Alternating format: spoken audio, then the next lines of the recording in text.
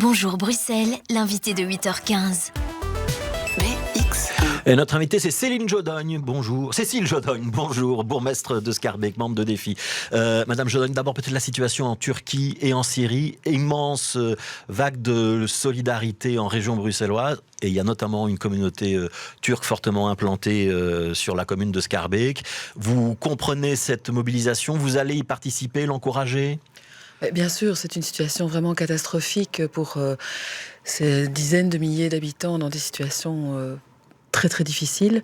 Oui, il y a eu un élan de solidarité dans les heures qui ont suivi, dès lundi matin, des rassemblements de personnes, des associations qui se sont mobilisées pour rassembler des vêtements, du matériel d'urgence.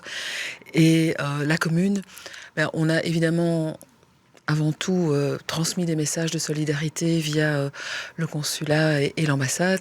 Il y a un registre de condoléances le registre de condoléances qui est ouvert à la commune. Oui.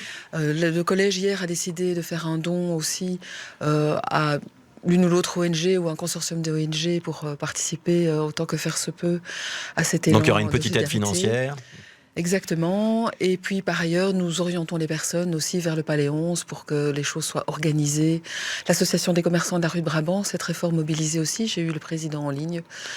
Voilà, donc plutôt aller vers le Palais 11 pour essayer d'organiser et d'orienter l'aide pour qu'elle soit la plus efficace possible. Tout à fait. Ça, c'est le message de la commune de Schaerbeek. Je voudrais qu'on parle de la rue des Palais, de cette occupation temporaire d'un bâtiment de la rue des Palais où se sont retrouvés un grand nombre de demandeurs d'asile. Le bâtiment, il est en train de se vider petit à petit parce que les riverains commencent un petit peu à s'inquiéter de cette situation qui s'inscrit dans le temps maintenant. Donc c'est évidemment une situation totalement inhumaine, qui est inacceptable dans un pays démocratique comme le nôtre. Aujourd'hui, en effet, la région et le fédéral travaillent à des solutions que je réclamais depuis des mois. Ça veut dire qu'ils sont en train de chercher un bâtiment? Donc il y a des recherches. Fait d'asile dégage des places pour pouvoir placer la majorité des personnes qui sont des demandeurs d'asile. Oui. 735 demandeurs d'asile sur les 784 personnes qui avaient été recensées dans le bâtiment. Alors, elles n'ont peut-être pas été toutes recensées, mais il y avait quand même une très nette majorité de demandeurs d'asile. Exactement. Contrairement à ce que parfois on a entendu dans la presse ou dans la bouche de certains représentants du fédéral. Exactement. Donc là, heureusement, enfin, le fait d'asile a bien dû le constater et organise le départ progressif des personnes. Il reste combien de personnes aujourd'hui dans le bâtiment? Vous avez une idée ou pas? On n'en sait rien exactement. Donc, c'est encore plusieurs centaines? C'est encore plusieurs centaines. C'est plus 700 ou 800? C'est moins? Je dirais entre 500, 600, on ne sait pas exactement. Donc c'est évidemment un des enjeux. Ce qui est certain, c'est comme depuis le début, j'ai dit, il n'y aura pas d'évacuation sans qu'il y ait de situation de solution d'hébergement des personnes, mais la situation devient vraiment critique et urgente au niveau sanitaire, au niveau sécurité. Donc on ne peut pas traîner. Il faut pouvoir vider ce bâtiment. Ouais, ça veut dire que si on trouve un autre bâtiment où il y a des possibilités d'accueil, vous seriez prête à faire évacuer le bâtiment pour le fermer à nouveau ou pas? Je pense que c'est la solution unique à laquelle il faut arriver. Donc effectivement, il faut vider ce bâtiment, mais avec des solutions de relogement pour les personnes. Donc avec une pression de plus en plus importante, parce que la situation est très difficile en termes sanitaires, en termes de sécurité. Ouais. Ça veut dire que c'est fait d'asile ou plutôt la région qui vont trouver un bâtiment?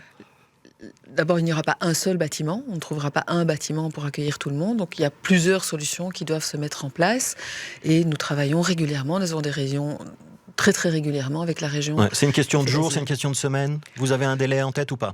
J'espère le plus vite possible, mais à nouveau, pas dans n'importe quelle condition. La crainte, c'est que l'on doive organiser une évacuation d'urgence parce qu'il y aurait une situation qui entraîne un danger pour les personnes qui s'y trouvent. On sait qu'il y a des tensions en termes de sécurité, parce que sur les demandeurs d'asile se sont greffées des personnes qui sont sans abri et puis de la criminalité, de la délinquance. C'est une inquiétude pour vous? Vous pouvez rentrer aujourd'hui dans le bâtiment où c'est compliqué?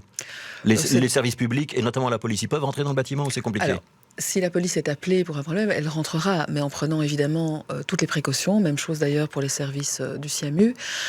Il est plutôt déconseillé de rentrer dans le bâtiment, d'abord parce que c'est pas un lieu touristique. Le voyeurisme, ça ne va pas. Pour les associations qui travaillent avec ces personnes depuis le début, elles-mêmes ont maintenant des difficultés. La plupart ne rentrent plus dans le bâtiment. Alors, je voudrais qu'on parle du quartier Nord, dont on a beaucoup parlé ces dernières semaines. Donc, on sait qu'il y a beaucoup de difficultés de sécurité dans ce quartier Nord, mais on sait aussi qu'il est amené à évoluer. On a un PPAS qui est en cours autour de la gare du Nord, autour des bâtiments de ce quartier-là. Vous le voyez comment dans ce quartier à 5, 10, 15 ans? Certains ont dit, par exemple, le Fuse, il pourrait se retrouver dans ce quartier de la gare du Nord. Et ça pourrait être le futur développement de ce quartier, d'accueillir des bureaux en journée et des lieux récréatifs en soirée ou la nuit. C'est envisageable ou pas ? Alors c'est un quartier effectivement où il y a beaucoup d'opportunités maintenant qui se mettent en place.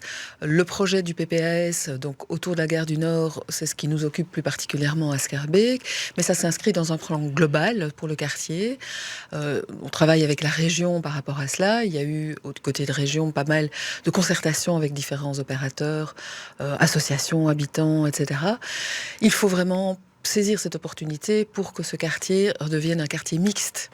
Donc cela va rester un quartier de bureaux, mais avec une grande part de logements. Donc il y aura plus de logements qu'aujourd'hui ? Beaucoup plus de logements qu'aujourd'hui. Dans les projets du PPS, c'est un bon tiers des nouveaux projets qui vont être en logement. C'est aussi un lieu effectivement de beaucoup d'équipements, de commerce, et ça reste avant tout un hub de mobilité très essentiel. Et donc vraiment un nouveau quartier mixte avec une qualité de vie. Ouais. Vous êtes prête à y accueillir des boîtes de nuit ou ça va être compliqué à mélanger avec du logement et la qualité de vie des riverains ?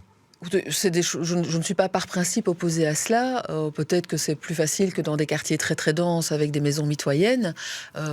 Donc voilà, a priori, pourquoi pas, mais il faut que les conditions soient évidemment réunies pour que ça se fasse de manière sereine. Ouais, donc le PPS, je rappelle, c'est le plan particulier d'affectation des sols. Vous le voyez évoluer à quel rythme, ce quartier Nord ? Le quartier que vous nous découvrez, c'est pour dans 2 ans, dans 5 ans, dans 15 ans ? Non, malheureusement, comme toujours, ça prendra pas mal de temps. Et puis, il ne faut pas oublier qu'il y a des grands travaux aussi du métro qui s'ajoutent à cela.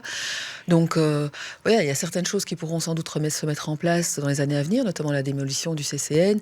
Mais je pense qu'il faudra 10, 15, 20 ans pour qu'on le voit vraiment progressivement changer de visage. Je voudrais qu'on parle un instant de mobilité, Cécile Jodogne, puisque la commune de Jette annonce donc les résultats d'une grande enquête sur le plan Good Move du quartier Le Charlier. Où est-ce que ça en est pour le plan Good Move qu'on appelle la cage aux ours, même si l'appellation officielle n'est pas celle-là dans le bas de Schaerbeek. Vous aviez annoncé une grande consultation qui devrait avoir lieu au printemps et un nouveau plan de mobilité envisagé pour l'été. Est-ce qu'on est toujours dans ce timing-là ? Est-ce que la consultation des habitants de ce quartier a commencé ? Alors, elle commence maintenant, progressivement, parce que ce n'est pas, si on veut le faire correctement et pas devoir recommencer dans 6 mois ou 1 an, on doit prendre le temps qu'il faut. Donc on est en train de planifier des réunions avec des groupements, des commerçants, des associations, et on travaille toujours à trouver la meilleure solution pour une consultation plus large, individuellement, des personnes. À Jette, sur 7000 riverains, il y en a 1400 environ qui ont participé à une enquête. Ce serait un bon score d'avoir à peu près le même ratio ? Je pense que c'est plutôt un score intéressant. Maintenant, ce qui m'importe aussi, c'est de pouvoir entendre tous les avis.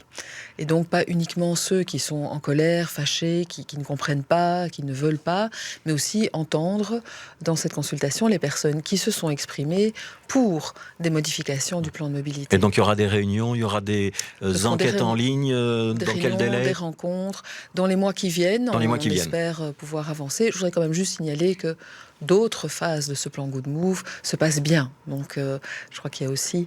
Du quartier Azalée, de la rue Royale-Sainte-Marie, par exemple. C'est de Actes, etc. Ouais. Une toute dernière question. Il y a eu beaucoup de bruit autour de l'affaire Michel Deherde et des accusations qui ont été portées contre lui, notamment par une autre échevine, Siam Adoui. On sait que Michel Deherde est désormais sans attribution, mais qu'il est venu à plusieurs réunions du collège échevinal et que du coup, Siam Adoui a quitté le collège échevinal. C'est toujours la situation aujourd'hui ? On est toujours dans cette situation bloquée ou ça évolue ? C'est toujours la situation aujourd'hui, en effet. C'est difficile, je le regrette.